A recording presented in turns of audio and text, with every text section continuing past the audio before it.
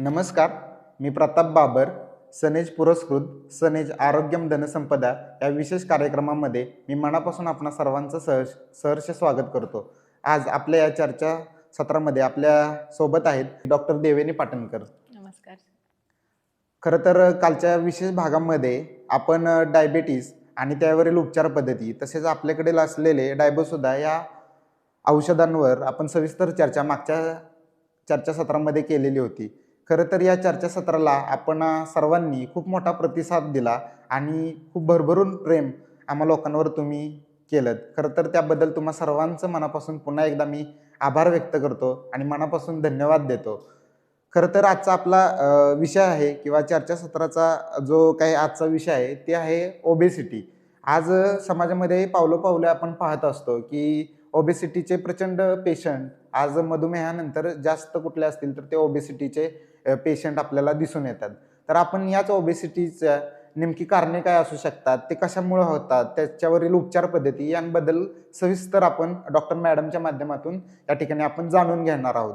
तर अधिक ची चर्चा आपण या चर्चासत्राच्या माध्यमातून आपण त्यांच्यासोबत करणारच आहोत. परंतु माझा पहिला प्रश्न डॉक्टर मॅडमला हा असेल की ओबेसिटीचे किंवा ओबेसिटीबद्दल नेमकं तुमचं मत काय आहे, हे जाणून घ्यायचं आहे आम्हाला की ओबेसिटीने म्हणजे नेमकं काय किंवा त्याबद्दलचं तुमचं मत काय. सर्वप्रथम नमस्कार श्रोते हो. मागील महिन्यापासून आपण जी ही सिरीज रन करत आहोत त्यामध्ये म्हणजे सनेज वेलबिंग सेंटरमध्ये मी हिस्सा एक आहे आणि त्यामुळे माझा जो सल्ला आहे, आयुर्वेदिक सल्ला जो आहे तो सर्व पब्लिकला मिळत आहे. जास्तीत जास्त संख्येकरून लोक आपल्याला प्रतिसाद देत आहे. हे पाहून मला पण खूप आनंद होत आहे आणि असाच प्रतिसाद लोकांनी द्यावा अशी पण माझी इच्छा आहे. कारण काय लोकांमध्ये अवेअरनेस नसतो हल्ली, तर तेच सध्या झालेलं आहे की लोकांमध्ये अवेअरनेस नाही. त्यामुळे बदलती लाईफस्टाईल आणि बदलतं जीवनशैली त्याच्यामुळे लोकांना अनेक आजार जडू लागले आहेत. बरोबर. तर त्यामुळे सनेज वेलबिंग सेंटरला मी धन्यवाद देते सर्वप्रथम. आणि पुढे आपला जो स्थौल्य रोग आहे म्हणजे ओबेसिटी आहे त्याबद्दल आपण एक एक माहिती घेऊया. आपण या सिरीजमध्ये ॲक्च्युली काय करत आहोत, एक एक व्याधी आणि त्याचा आयुर्वेदिक पर्स्पेक्टिव्ह काय आहे तो समजून घेत आहोत. तर आजचा व्याधी जो आहे जो स्थौल्य रोग आहे, तर तो स्थौल्य रोग फार व्हास्ट विषय आहे, म्हणजे फार मोठा विषय आहे. पण आपण ब्रीफमध्ये त्याची माहिती घेऊयात आज. बरोबर. तर स्थौल्य रोग हा कशामुळे होतो, का होतो, याची कारणे काय आहेत.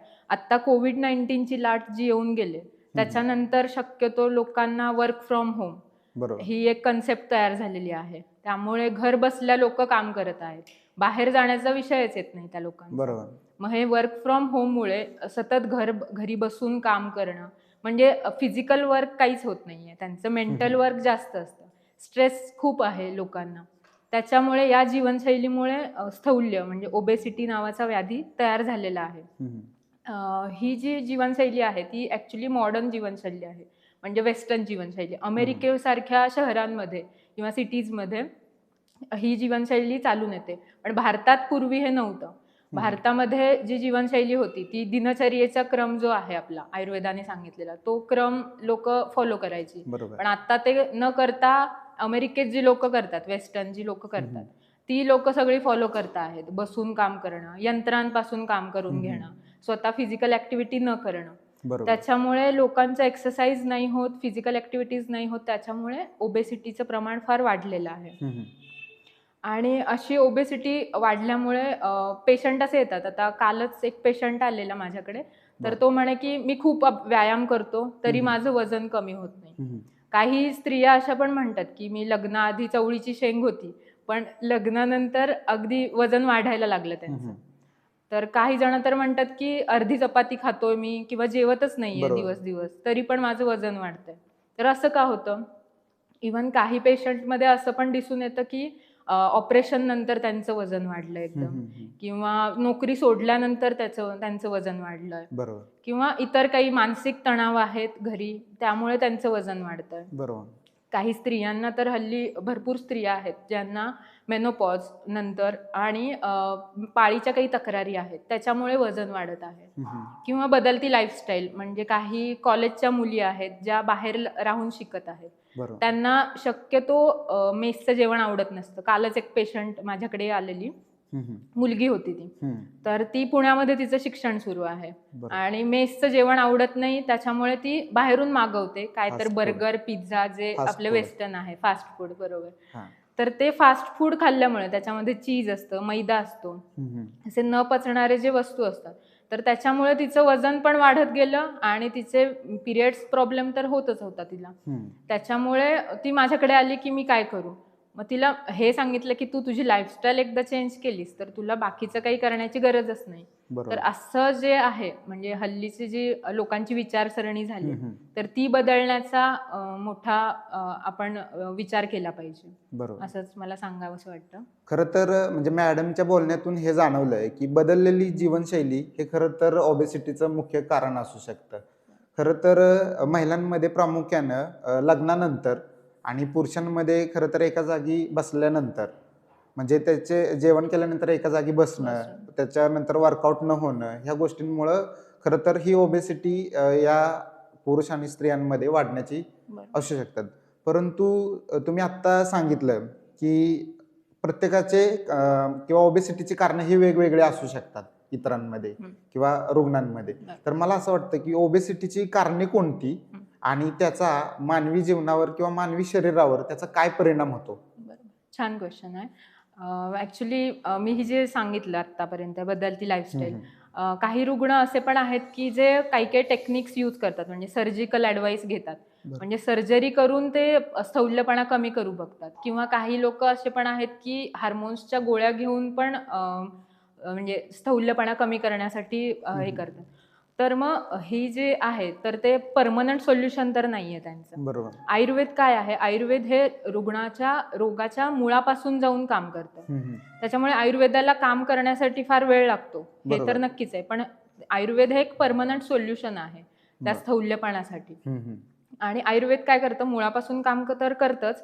आयुर्वेदामध्ये एक म्हटलं जातं की पुरुषम पुरुषम विक्षम. म्हणजे प्रत्येक पुरुष वेगळा आहे. बरोबर. प्रत्येक पुरुषाची प्रकृती वेगळी आहे. त्याच्यामधले दोष आणि दुष्य हे प्रत्येकाचे वेगळे आहेत.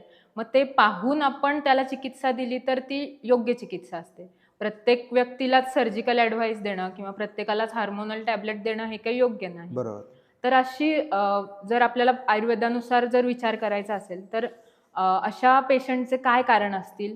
हं, तर हं. प्रमुख कारण म्हणजे त्यांच्या फूड लाईफस्टाईल जे आहे, फूड जे ते खातात, बरं. तर ते खाण्यामध्ये काहीतरी चुकत आहे त्यांचं. हं. पहिली गोष्ट म्हणजे अति आहार करणं, हं. म्हणजे खूप प्रमाणात खाणं. अवेळी आहार करणं, हे बरोबर. हल्ली बऱ्याच पेशंटमध्ये हो. आहे ड्यू टू देअर वर्क. अति आहाराबरोबरच म्हणजे जो मी आत्ता म्हटलं बर्गर, पिझ्झा हं. असा आहार, फास्ट फूड जे खातात, तो एक आहार करणं म्हणजे जो पचत नाही लवकर त्यांना, हं. तसा आहार करणं. साखर हा मूळ मुद्दा आहे. मी लास्ट सीरीजमध्ये पण आपण डायबोसुधाच्या बरोबर. वेळेस पण आपण म्हटलेलो, की साखर ही मेन मुद्दा आहे. कारण साखर हे स्लो पॉइझन म्हटलं जातं. बरोबर.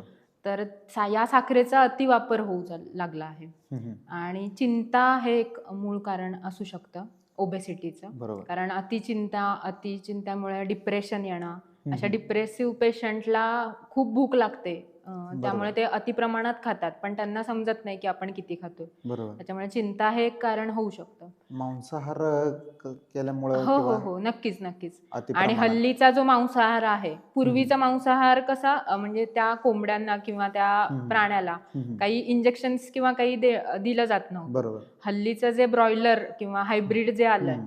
त्याच्यामुळे मांसाहार पण करणं सध्या खूप वाढलेलं आहे आणि ते चांगलं पण नाहीये, जे बरोबर. मांस आपण खातोय ते. हं, हं. नाहीतर चरक संहितेमध्ये मांसाहार सांगितला आहे किंवा मांसाहारापेक्षा मांसरस घेण्यासाठी सांगितलं हं, आहे. हं. पण तो हल्ली जो ब्रॉयलर येत आहे त्याच्यामुळे ते घेणं पण चुकीचं आहे.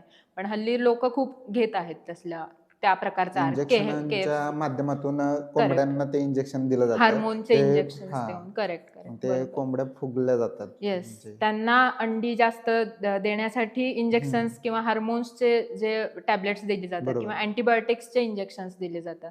त्याच्यामुळे तेच दुष्परिणाम आपल्या बॉडीत येतात ते खाल्ल्यामुळे. बरोबर. त्यामुळे सध्या स्थौल्य हा व्याधी फार वाढलेला आहे. ओबेसिटी हा प्रमाण खूप वाढलेला आहे. तर ही सर्व कारणं आपण बघितली आता.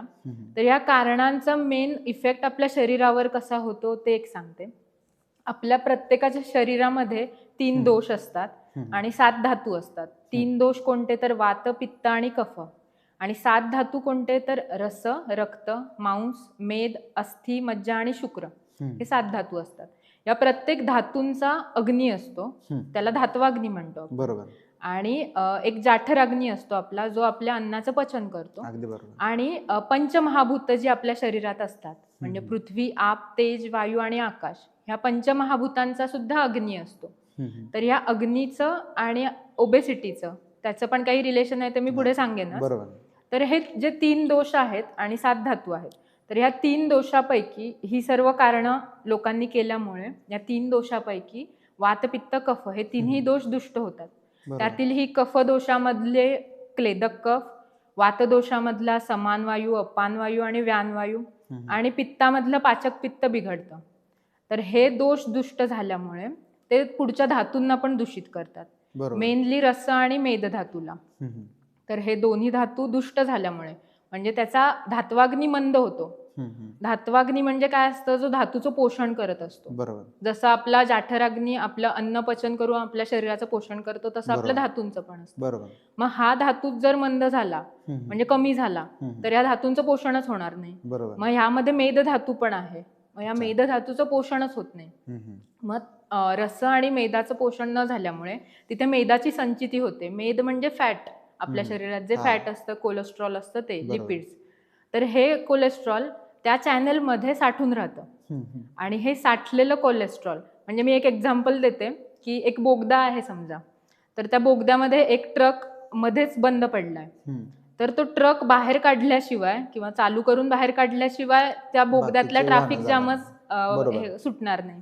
तसंच आपल्या शरीरात पण असतं. आपल्या शरीरात जे चॅनल्स आहेत त्या चॅनल्समध्ये एखादी गोष्ट अडकली तर मग ती बाहेर पडल्याशिवाय तिथून जो स्त्राव होणार आहे दोषांचा म्हणा धातूंचा, तो होणारच नाही, तो ब्लॉक होणार. इथे पण तीच कन्सेप्ट आहे. इथे मेद धातू तिथे संचित होतो, फॅट डिपॉझिशन होतं तिथे, ते युटिलाइज व्यवस्थित होत नाही बॉडीकडून.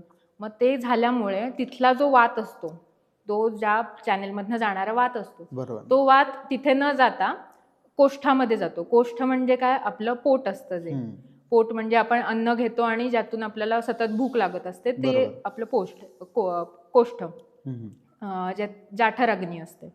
तर त्या कोष्ठामध्ये तो वात गेल्यामुळे त्या वातामुळे ती अग्नी अजून वाढते, जी जाठर अग्नी असते. म्हणून स्थौल्याच्या पेशंटमध्ये काय, शक्यतो ओबेस पेशंटमध्ये जास्त भूक लागते म्हणतात. घरी सगळी लोक सेम अन्न घेतात, पण जो स्थौल्याचा पेशंट आहे तोच त्याला वाटतं की मी खूप आहार करतोय, त्यांच्यापेक्षा मला जास्त भूक लागते. तर असं का, तर असा क्वेश्चन येतो त्यांच्याकडे.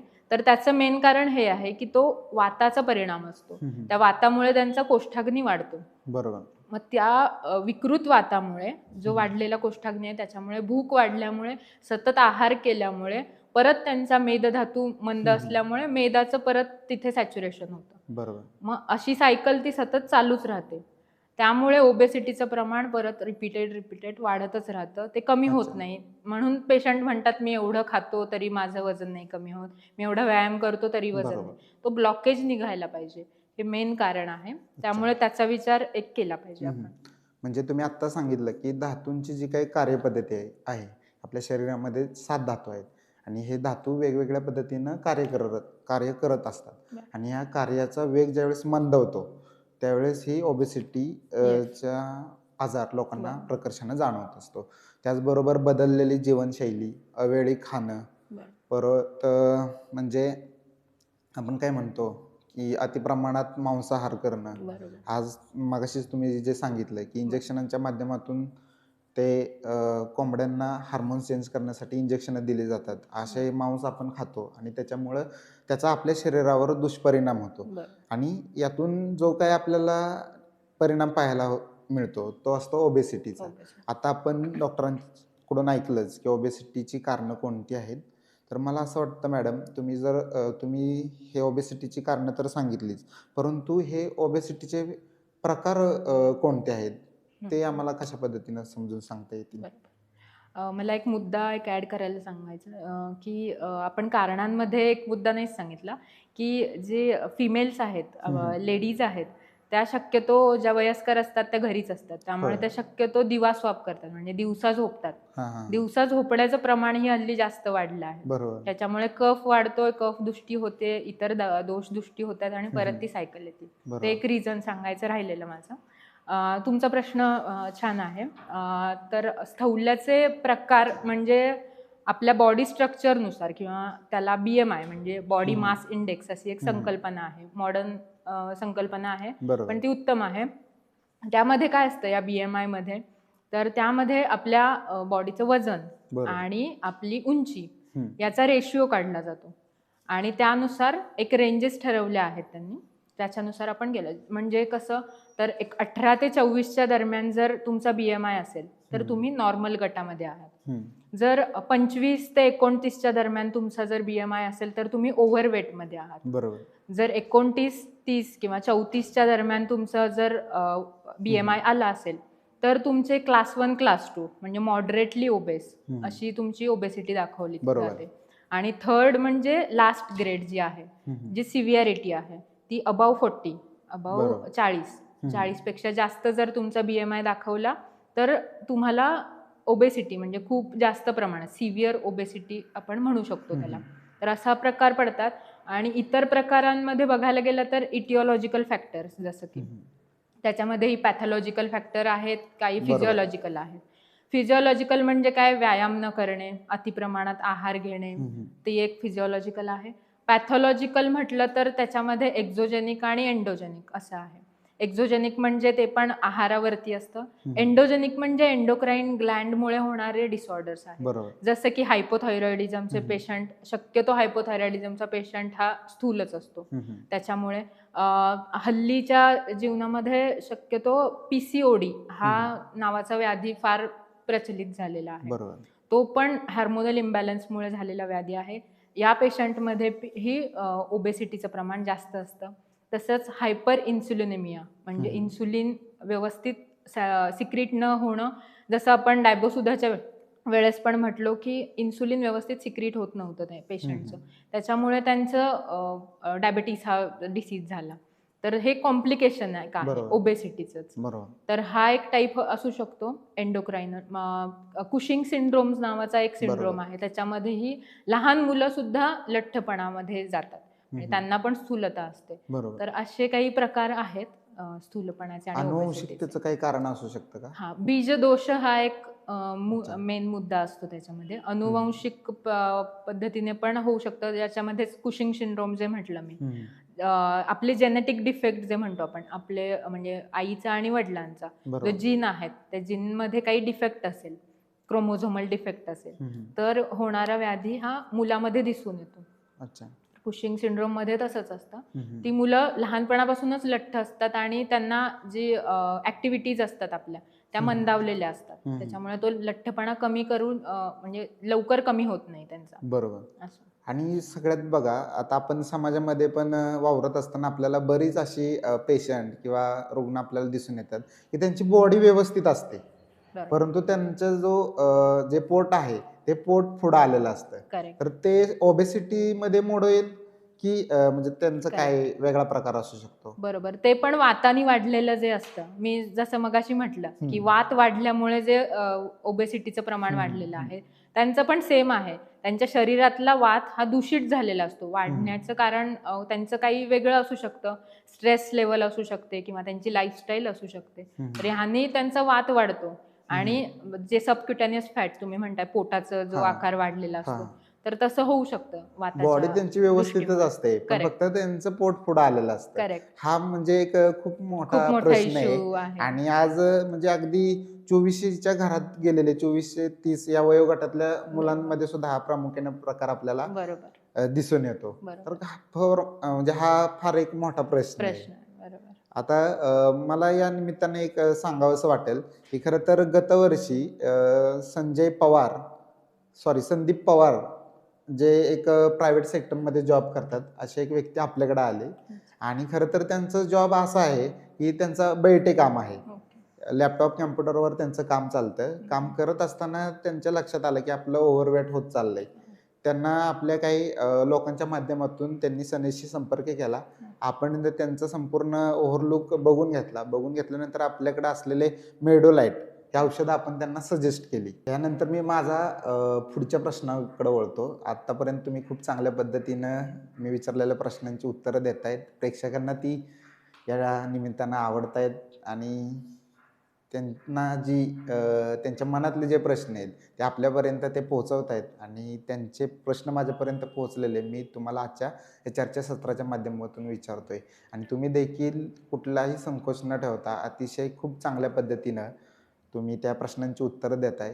खरं तर त्याबद्दल पुन्हा एकदा तुमचं मनापासून धन्यवाद. आणि माझा पुढचा प्रश्न असा आहे की ओबेसिटी म्हणजेच काय, तर लठ्ठपणा, जाडपणा यामुळे मानवाच्या शरीरामध्ये कोणते कोणते कॉम्प्लिकेशन उभे राहू शकतात किंवा येणाऱ्या भविष्यामध्ये त्यांना याचा काय अडचणी निर्माण होऊ शकतात, त्याबद्दल थोडंसं सांगा. छान प्रश्न आहे. तर लठ्ठपणा म्हणजे स्थौल्य, जी जाडी वाढणे. बरोबर. लोकांची जी जाडी वाढत आहे त्याच्यामुळे एकतर मी जसं मगाशी पॅथॉलॉजी सांगताना म्हटलं की फॅटचं प्रमाण, लिपिडचं प्रमाण वाढत आहे, म्हणजे चरबीचं प्रमाण त्यांच्या शरीरातलं वाढत आहे. तर ही चरबी वाढल्यामुळे हार्ट अटॅकचं प्रमाण पण खूप वाढलं आहे. तर या हृदयाची जी रक्तवाहिनी आहे त्या रक्तवाहिनीमध्ये चरबीची गाठ अडकून तिथला जो रक्तप्रवाह आहे किंवा ऑक्सिजन सप्लाय आहे तो ऑक्सिजन सप्लाय कमी मिळाल्यामुळे त्या हृदयाचे पंपिंग जे असतं ते कमी होतं आणि त्यांना झटका येतो हृदयाचा. तर असं हृदयविकार किंवा ओबेसिटीमुळे होणारं डायबेटीस सुद्धा ओबेसिटीमुळे होणारच एक व्याधी आहे. हे एक कॉम्प्लिकेशन आहे. शिवाय हल्लीच्या जे ओल्ड एज म्हणजे वृद्धावस्थेमधले जे लोक आहेत ज्यांना लठ्ठपणा आहे, ओबेसिटी आहे, तर अशा रुग्णांना काय समस्या येते, नी जॉईंट पेन. कारण आपल्या शरीराचा पूर्ण भार हा आपल्या गुडघ्यांवरती असतो. बरोबर. तर त्याच्यामुळे तो भार वाढल्यामुळे त्यांच्या नी जॉईंटमध्ये जे डिस्टन्स असतं, दोन हाडांमध्ये जे डिस्टन्स असतं ते कमी होत चाललं आहे. ऑलरेडी डिजनरेशन म्हणजे झीज झालेली असते त्यांच्या सांध्यांची आणि ती डिस्टन्स कमी झाल्यामुळे ती हाडं एकमेकांना सतत घासली जातात. त्याच्यामुळे ऑस्टिओआर्थरायटिस सारखा व्याधी मोठ्या प्रमाणावर दिसून येतो. आणि वरती गुडघ्यांची स्वेलिंग होणं किंवा गुडघ्यांमध्ये पोरॉसिटी निर्माण होणं, म्हणजे गुडघ्यांमध्ये छिद्रता निर्माण होणं, हाही डिसीज एक भरपूर मोठ्या प्रमाणात दिसून येतोय. असे कॉम्प्लिकेशन्स आहेत. म्हणजे ओबेसिटी म्हणजे लठ्ठपणा, जी पण काही जाडपणा आहे त्याच्यामुळं हृदयविकारचा सुद्धा आजार होऊ शकतो. त्याबरोबर ओव्हरवेट झाल्यामुळं ते जे काही आपल्या शरीराचं वजन आहे ते गुडघ्यांवर त्याचं प्रेशर आल्यामुळं गुडघे देखील निकामी होऊ शकतात. त्याच्यामध्ये पोकळी निर्माण होऊ शकते. म्हणजे हे दोन मोठे कॉम्प्लिकेशन्स येणाऱ्या काळामध्ये लठ्ठ असणाऱ्या व्यक्तींमध्ये दिसून येऊ शकतात. तर मला असं वाटतं की आपल्याकडे जे मेडोलाइट किट आहे ते मेडोलाइट किट या ओबेसिटीवर कसं गुणकारी ठरू शकतं? छान, मस्त क्वेश्चन आहे. मेडोलाइट हे अतिशय उत्तम प्रकारचं औषध तयार केलेलं आहे. का ते मी सांगते. तर स्थौल्याचा पेशंट घेतला, म्हणजे लठ्ठपणाचा एक पेशंट घेतला, तर त्याच्यामध्ये काय जास्त असू शकतं हे मी मगाशीच सांगितलं, जसं की मेद धातू जास्त असू शकतो त्याच्यामध्ये आणि तो खराब असू शकतो. तर मेद म्हटलं की तो स्निग्ध आला, म्हणजे तुपट कसं असतं तसं आला, चिकट एक पदार्थ आला. तर त्या चिकट पदार्थाला बाहेर काढण्यासाठी कुठलं औषध चालेल, तर एकतर तिखट रसाचं नाहीतर कडू रसाचं, जेणेकरून तिथलं त्या भागाचं स्क्रॅपिंग होईल, म्हणजे लेखन होईल. तर अशा लेखनासाठी मेडोलाइट किटमध्ये अर्जुन, दशमूळ हे एक मेन घटक का मी फोकस करते, कारण का मी मगाशी जसं म्हटलं की आपण मेदाचं प्रमाण कमी करताना वात वाढला नाही पाहिजे, कारण वात पुन्हा वाढला की परत तुम्हाला तीच सायकल चालू होणार. हा, बरोबर. मग हा वात वाढू नये म्हणून दशमूळ हे सगळ्यात बेस्ट ऑप्शन आहे. दशमूळ हा वातघ्न आहे. वातघ्न म्हणजे वात कमी करणारा, वात शमन करणारा आहे. तर मेडोलाइटच्या टॅबलेटमध्ये अर्जुन सोबत इतर शिगरू किंवा इतर काही वनस्पती आहेत, वनस्पती घटक द्रव्य आहेत ज्यांचा रस कडू आणि तिखट आहे आणि त्याच्यासोबत दशमूळ हे कंटेंट वापरलं आहे. त्याच्यामुळे त्याचा फार उत्तम प्रकारे लोकांमध्ये परिणाम दिसून येत आहे. शिवाय लिक्विड मेडोलाइटचं जे लिक्विड आहे, पावडर जी आहे, ते सिद्ध जलासारखं आयुर्वेदामध्ये चरकाचार्यांनी सिद्ध जल घ्यावे असं सांगितलं आहे. सिद्ध जल म्हणजे काय, जे आपल्या दोषांना समान अवस्थेमध्ये ठेवतं आणि धातूंनाही समान अवस्थेत ठेवतं. ते शरीरामधील दोषांचं, विकृत दोषांचं शोधन करून टाकतं. तर ह्या लिक्विडमध्ये आणि पावडरमध्ये असे घटक आहेत, सिद्ध जलात्मक घटक आहेत, ज्याने म्हणजे या पेशंटनी घेतल्यानंतर त्यांच्या मेद जो दूषित झालेला आहे, त्या दूषित मेदाचं हरण होऊन, शोधन होऊन डिटॉक्सिफिकेशन होतं. दुसरा एक मी सांगू शकते की जे कार्बोहायड्रेट्स जे असतात आपण घेतो रेग्युलर डाएटमध्ये, शक्यतो चपातीच खातात लोक, चपाती भाजी आणि डाळी वगैरे असतात लोकांच्या ह्याच्यात. तर हा कार्बोहायड्रेटचं रूपांतर फॅटमध्ये होत असतं आपल्या. तर मेडोलाइटमध्ये जे औषधं आहेत, औषधी द्रव्य आहेत, त्या द्रव्यांमुळे हे कार्बोहायड्रेट टू फॅट चं रूपांतर होणं कमी होतं. ते होऊ नये ऍक्च्युली नॉर्मली, पण ते होत राहतं.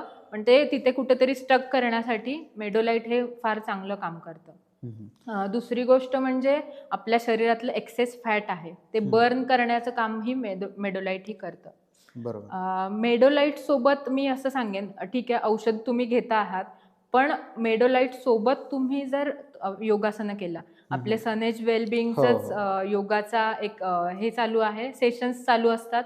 रोज सकाळी 6 ते 7 हा सेशन असतो. तेजल फाळके मॅडम फार उत्तम रीतीने हे योगासनांचं सेशन घेत आहेत. त्यामुळे ह्या मेडोलाइट म्हणजे जरी तुम्ही घेत असाल घरी, तरी योगासनांचा त्याच्यासोबत अवलंब केला तर अजून जास्त फायदा तुम्हाला होईल. योगासनं प्लस पथ्य आहार, म्हणजे जे तुम्ही अतिसेवन करत आहात आहाराचं किंवा मांसाहार जास्त खात आहात, दिवास्वाप करत आहात, दिवसा झोपत आहात, ते कमी केलात आणि सोबत औषधं घेतलीत तर तुम्हाला लवकर रिकव्हरी मिळू शकते ह्याच्यातून. तर हे थोडं फॉलो केलं पाहिजे लोकांनी. तसेच आपलं सनेजचं वेलबिंग सेंटरमध्ये पंचकर्माची ही प्रोसिजर्स चालू असतात. ह्या पंचकर्मामध्ये काय होतं, आपलं डिटॉक्सिफिकेशन होतं. डिटॉक्सिफिकेशन म्हणजे जसं आपण म्हटलं, तो बोगद्यामध्ये जे ट्रॅफिक जाम होता, ट्रॅफिक जाम सोडवण्याचं काम आपल्या पंचकर्मामुळे होतं. तर ह्या पंचकर्माचा एक कोर्स असतो, 7 ते 10 दिवसांचा कोर्स असतो. तो तुम्ही केलात किंवा एक वन डे रिज्युनेशन म्हणून ही कल्पना आपल्या सरांनी, सचिन सावंत सरांनी काढली आहे. तर त्याचा पण अनुभव तुम्ही घेऊन जर मेडिसिन्स घेतले तर तुमच्या स्थौल्यतेतून किंवा ओबेसिटीमधून लवकर रिकव्हरी होऊ शकते. बरोबर. खरं तर सातारमध्ये जे आपलं सनेज वेलबिंग सेंटर उभं राहिले, या सेंटरच्या माध्यमातून पंचकर्म त्या ठिकाणी केलं जातं आणि व्यक्तीच्या किंवा रुग्णांचं जे काय पंचकर्माच्या माध्यमातून शरीर शुद्धीकरण केलं जातं आणि प्रामुख्याने संपूर्ण त्याचं शरीरच पूर्णतः क्लीन केलं जातं, बॉडी क्लीन केली जाते आणि जे पण काही आजार असतील, म्हणजे त्यातला एक आजार झाला असेल तर त्या पंचकर्माच्या माध्यमातून त्याचं संपूर्ण शरीर शुद्धीकरण केल्यामुळं त्याला इतर जे पण काही आजार ग्रासले आहेत की जे त्याला माहीत नाहीत, त्याचे सुद्धा कुठंतरी त्याला म्हणजे सोडवणूक होऊ शकते त्या आजारांपासून त्याची. खरं तर समाजामध्ये असे पण पेशंट असतात बघा की ते ओव्हरवेट आहेत, लठ्ठ आहेत, जाड आहेत, तर त्यांचं ऑपरेशनच्या माध्यमातून चरबी काढण्याचं बरंचदा माझ्या कानावर आलं होतं की त्यांना ऑपरेशनचा डॉक्टरांनी सल्ला दिलाय की त्यांच्या शरीरामध्ये जी काय अतिरिक्त चरबी आहे ती त्या ऑपरेशनच्या माध्यमातून काढायची, म्हणजे त्यांचा जो काय वाढलेला लठ्ठपणा आहे, ओबेसिटी जी आहे ती कमी होऊ शकते. तर मला असं वाटतं की त्यावर तिथं जो डॉक्टरने त्यांना ऑपरेशनचा सल्ला दिलाय अशा ठिकाणी आपलं मेडोलाइट त्यांना दिलं तर ही अतिरिक्त वाढलेली चरबी त्या ठिकाणी कमी होऊ शकेल. नक्कीच कमी होऊ शकेल. आणि सर्जरी हा काय परमनंट इलाज नाही. मी मगाशी पण सांगितलं, सर्जरी करणं किंवा एखाद्या पिल्स घेऊन ते हार्मोनच्या पिल्स घेऊन तुम्ही चरबी कमी करणं, ते हार्मोन्स तसे देऊन, ते काही परमनंट इलाज नाहीये आपल्या ह्याचा. मेडोलाइटमध्ये जे हर्बल प्रोडक्ट्स, हर्बल द्रव्य जी आहेत, हम्म, औषधी गुणधर्मांची जी द्रव्य आहेत, हम्म, त्याच्यामुळे नॅचरली तुमचं जे फॅट लॉस व्हायचं आहे ते नॅचरली होणार आहे, बरोबर ना की तुम्हाला कुठली फॉरेन बॉडी तुमच्या शरीरात जाऊन मग ते फॅट लॉस होणार आहे. बरोबर त्याच्यामुळे नक्कीच मेडोलाइटचा चांगला उपयोग आपल्या शरीरासाठी होऊ शकतो. बरोबर. आता बघा, आपण ज्यावेळेस एखाद्या बाजारातून जात असतो किंवा एखाद्या ठिकाणी प्रवास करत असतो, तर आपल्याला मोठमोठे बोर्ड लावलेले असतात, की काही न करता वजन कमी करा. म्हणजे खरंच असं होऊ शकतं का? काहीच न करता वजन कमी होऊ शकतं का? की आपण पण काहीतरी प्रयत्न केले पाहिजेत, तेव्हा ते वजन कमी होऊ शकतं? काय वाटतं? कारण बरोबर. अशा फसव्या जाहिराती मार्केटमध्ये आज जागोजागी सारख्या आहेत. दिसून येतात आपल्याला, की काही न करता आपले वजन कमी करा. ही फार चुकीची संकल्पना आहे ऍक्च्युली. काही न करता कुठलीच गोष्ट होत नाही. बरोबर. प्रत्येक गोष्टीला काहीतरी कारण असतं अगदी बरोबर आणि आहे. ते कारण करण्यासाठी आपल्याला हालचाल करणं गरजेचं असतं. हां. तर आपली फिजिकल ऍक्टिव्हिटी जेवढी असेल तेवढी आपलं हेल्थ मेंटेन राहते. त्याच्यामुळे जसं मी म्हटलं की आपलं शरीर जेवढं हं, हं. चलायन असेल हं, हं. तेवढं आपलं शरीर जास्त स्वस्थ असतं. बरोबर. म्हणजे स्वस्थाने स्वास्थ्याचे रक्षण करावे आणि आतुराचे रक्षण करण्यासाठी आम्ही आहोतच वैद्य. नाही, बरोबर आहे. पण तसं म्हणजे केवळ काही न करता काही हं, होईल हं, असं हं. अशी गोष्ट तर नाहीये. ते नक्कीच फसवेगिरी होत आहे बरोबर. लोकांची. म्हणजे मला या चर्चासत्राच्या माध्यमातून आज डॉक्टरांनी सुद्धा सांगितलं, की अशा ज्या काही जाहिराती आहेत, यापासून खरं तर लोकांनी सावध झालं पाहिजे. काही न करता जर वजन कमी करता येत असतं, तर आज ओबेसिटीचा प्रकारच समाजामध्ये राहिला नसता राहिला शिल्लक. नसता. कारण ही सगळी लोकं तिथंच जॉइन झाली असते आणि आपले ओबेसिटी, लठ्ठपणा, जाडपणा जो पण काय आहे, तो त्या ठिकाणी त्यांनी कमी करून घेतला असता. त्यामुळं मला असं वाटतं, की अशा ज्या काही मार्केटमध्ये जाहिराती आहेत, की काहीच न करता वजन कमी करा, यापासून लोकांनी, श्रोत्यांनी आणि आपल्या सेनेच्या डिस्ट्रिब्युटर लोकांनी सावध व्हावं आणि आपला जो काही अतिरिक्त पैसा त्या ठिकाणी वेस्ट होतोय, तो कुठेतरी थांबवावा. हेच या चर्चासत्राच्या माध्यमातून मी आपणाला या ठिकाणी सांगेन. आपल्याकडं काही महिन्यांपूर्वी किरण मांडवे आणि पल्लवी खंडायत हे आपले 2 डिस्ट्रिब्युटर आपल्या सनेज शॉपीला भेट देण्यासाठी आले होते. त्यांना डॉक्टरांच्या सल्ल्यानुसार आपण त्यांना मेडोलाइट किट त्यांच्या ओबेसिटीसाठी सजेस्ट केलं. त्यानंतर त्यांनी ते व्यवस्थित घेतलं, त्याचा चांगला फॉलोअप ठेवला. हे घेत असताना त्यांनी आपली जी काय रोज 5:30 वाजल्यापासून जी काही योगासनं होतात, जी काय योगा केला जातो, त्याला ते कनेक्ट झाले आणि त्यांना जो इतका अप्रतिम सुंदर रिझल्ट आला, की तुम्ही त्यांना ओळखू नाही शकणार एवढा बदल त्यांच्यामध्ये त्या ठिकाणी घडला. किरण मांडवे हे आपल्या जवळच असलेल्या वडूज गावचे आहेत आणि पल्लवी खंडायत या पालीचं जे मुख्य देवस्थान आहे, त्या पाली गावच्या आहेत. ह्या दोघांमध्ये खूप जबरदस्त रिझल्ट या मेडोलाइटनं आपल्याला मिळाला किंवा आपल्याला हे मेडोलाइट त्यांना दिल्यानंतर तो रिझल्ट अप्रतिम आपण त्या ठिकाणी घेतला. आपलं हे ओबेसिटीवर गुणकारी असलेलं मेडोलाइट सनेच्या प्रत्येक शॉपिंगमध्ये उपलब्ध आहेत. परंतु हा व्हिडिओ जे व्यक्ती बघत आहेत आणि त्यांना हे मेडोलाइट किट हवं आहे, या व्यक्तींनी www.mysanej.com या वेबसाईटवर भेट देऊन तिथं उपलब्ध असलेलं मेडोलाइट किट याची ऑर्डर आपण घरबसल्या करू शकता. खाली दिलेल्या नंबरवर देखील आपण संपर्क करू शकता आणि हे किट घरी बसल्या आपण मागवू शकता आणि आपल्याकडं जो काही ओबेसिटीचा आजार आहे, तो आपण या मेडोलाइटच्या माध्यमातून घालवू शकता. मेडोलाइट कशा पद्धतीनं घ्यावं, हे आपण आता डॉक्टरच तुम्हाला सांगतील, की कशा पद्धतीनं ते मेडोलाइट घ्यावं. बरोबर. एकतर रुग्णांनी शक्यतो वैद्यांच्या सल्ल्याने औषध घेतलेलं नेहमी चांगलं असतं. कारण बरोबर. पुरुषं पुरुषं मिक्षम मी मगाशी म्हटली. हं, हं. प्रत्येक व्यक्ती वेगळं असतं, वेगळी प्रकृती असते प्रत्येकाची. तर रुग्णांच्या जे काही व्यथा आहेत ते त्यांनी वैद्यासमोर मांडून डॉक्टरसमोर मांडून मग त्याची काही औषधं डॉक्टर्स सांगतील ती घेणं योग्य ठरतं नेहमी. तर आपल्या सनेजचं पण हं, हं. तसंच आहे की ऑनलाईन कन्सल्टेशन ज्या रुग्णांना सनेज वेलबिंग सेंटरला भेट देणं शक्य नसतं, तर अशा रुग्णांसाठी आम्ही ऑनलाईन प्लॅटफॉर्म पण काढलेला आहे.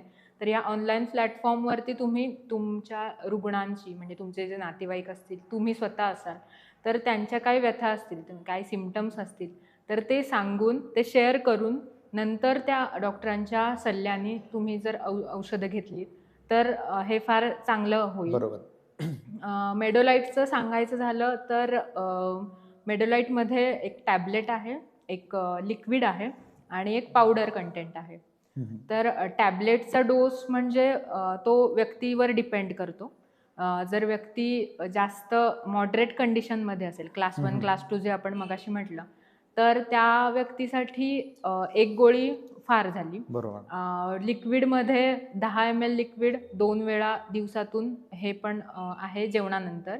आणि पावडरमध्ये तुम्ही पावडर 1 वेळा घेतली तरी पुरेशी झाली. 1 चमचा पावडर 1 कपभर पाण्यामध्ये रोजच्या रोज जेव्हा तुमचा चहाचा वेळ असतो, चहा स्किप करून ही पावडर घेतलीत तर फार उत्तम याचा रिझल्ट येतो. अच्छा. आणि जो सिव्हिअर कंडिशनमध्ये ओबेस आहेत जे, त्यांना हा डोस थोडा जास्त प्रमाणात द्यावा लागेल. जसं की टॅबलेट आहे ती दिवसातून 2 वेळा 1 टॅबलेट, लिक्विड आहे त्याचं प्रमाण 15 ml दिवसातून 2 वेळा आणि पावडरचं प्रमाण पण दिवसातून 2 वेळा. म्हणजे सकाळी 1 कप पाण्यामध्ये 1 चमचा पावडर बरोबर. आणि रात्री झोपताना 1 कप पाण्यामध्ये, कोमट पाण्यामध्ये 1 चमचा पावडर. आणि मूळ मुद्दा एक सांगायचं झालं तर आयुर्वेदाची कोणतेही औषधं आहेत, ती कोमट पाण्यासोबतच घेणं नेहमी योग्य ठरतं. कारण कोमट पाणी हे पण एक व्हेइकल आहे. व्हेइकल म्हणजे त्या औषधाला त्या स्थानापर्यंत पोहोचवण्यासाठीचं एक कंटेंट आहे. त्याच्यामुळे कोमट पाण्यातूनच सर्व औषधं घेणं योग्य ठरेल. कोमट पाण्यातून घेतलं तर ते अधिक गुणकारी अधिक किंवा गुणकारी. प्रभावी ठरेल. येस, बरं. मॅडमनी खूप चांगली माहिती आता आपल्या या चर्चासत्राच्या माध्यमातून आपल्याला दिलेलीच आहे. आता आपण या चर्चासत्राच्या अत्यंत शेवटच्या टप्प्यात म्हणजे अगदी निरोपाच्याच टप्प्यात येऊन पोहोचलेलो आहोत. मॅडमनी खूप सुंदर माहिती आपल्या सर्व श्रोत्यांना या निमित्ताने दिलेली आहे. याशिवाय आणखी जर कोणाचे काही प्रश्न असतील तर 10 ते 1 या वेळात आपले ऑनलाईन कन्सल्टेशन सनेज वेलबिंग सेंटरमध्ये चालू असतात. आपल्या ज्या पण काही व्यक्ती असतील त्यांना हे सारे प्रश्न असतील की जे या चर्चासत्राच्या माध्यमातून सुटले नसतील किंवा यापेक्षा अधिक वेगळे प्रश्न त्यांच्या असतील तर त्या सर्व प्रश्नांची सोडवणूक 10 ते 1 या वेळात ऑनलाईन कन्सल्टेशनच्या माध्यमातून त्या प्रत्येक प्रश्नांची उत्तरं आमची सर्व डॉक्टरांची टीम त्या ठिकाणी तुम्हाला देतील. आणि हा आजचा चर्चासत्राचा कार्यक्रम याच ठिकाणी थांबला असं मी जाहीर करतो. धन्यवाद.